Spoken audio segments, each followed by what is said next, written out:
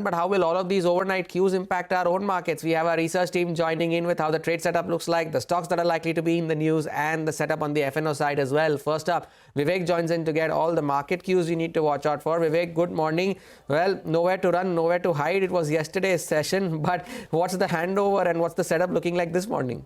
Well, good morning. While the intensity of the week handover may have abated, it's still quite a muted handover.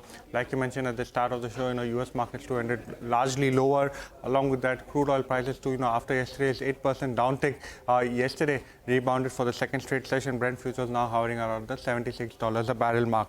But Indian markets is where, all the eyes will lie.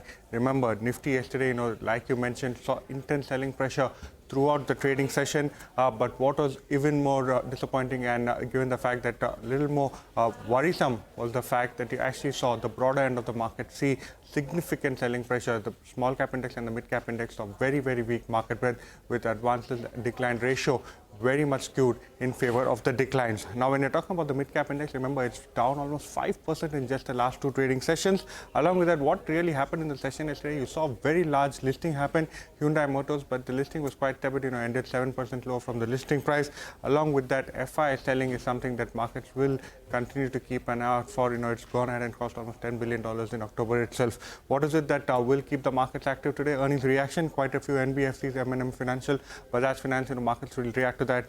The insurance pack will be in focus. ICICI Prudential and Max Financial came out with their results yesterday. What are the key earnings today? HUL, Bajaj Finserv, AU Small Finance Bank, Asian markets, GIFT Nifty indicating a muted start for our markets today.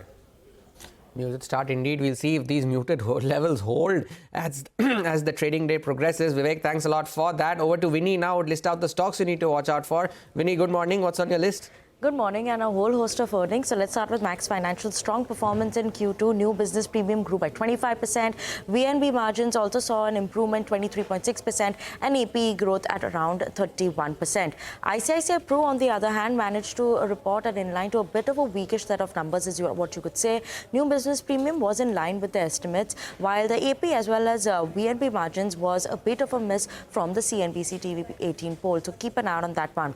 Persistent System, that is another company that reported a good set of numbers, delivered an impressive revenue growth of around 5.3% on a quarter-to-quarter basis, and the management is quite confident of delivering good growth going forward, given that there's a good deal pipeline as well as sustained margin improvement, what will be driving the growth. Zomato, decent numbers, steady quarter in Q2 FY25, strong performance from Blinkit, Hyperpure as well as going out segment, while in terms of the food segment, that continued food delivery segment continued to perform steady versus last quarter is what we've seen.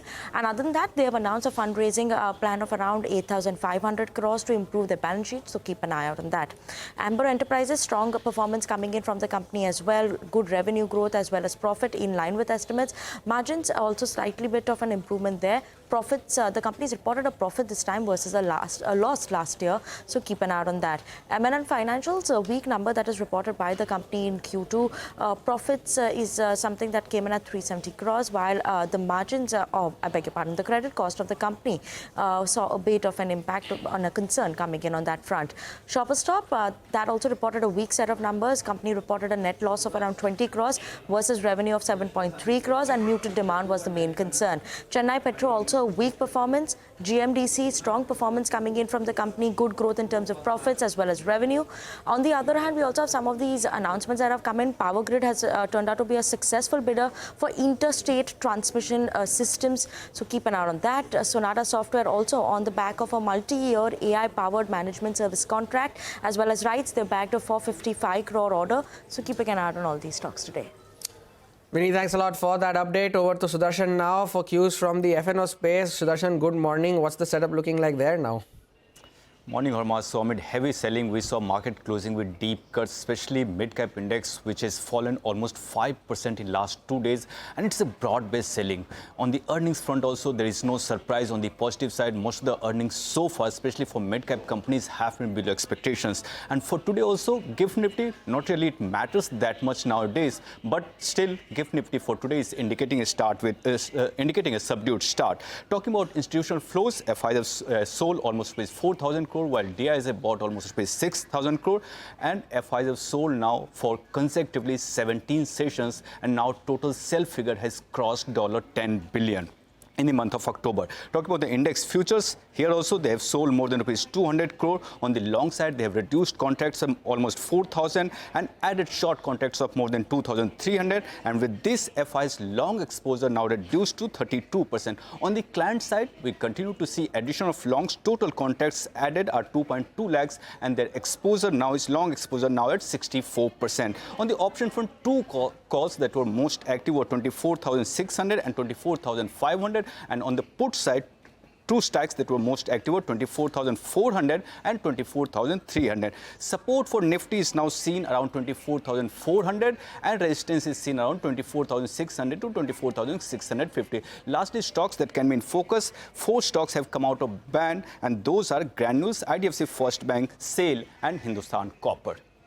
Stocks coming out of the FNO ban as expiry draws closer. Sudarshan, thanks a lot for that update.